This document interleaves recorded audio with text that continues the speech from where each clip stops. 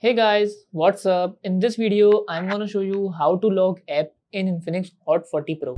So for locking app, all you guys have to do just go to menu, and as you see, we have option of phone master here. Just click on phone master. After that, scroll and then you see we have app lock option here. Just click on app lock and then set a password for app lock.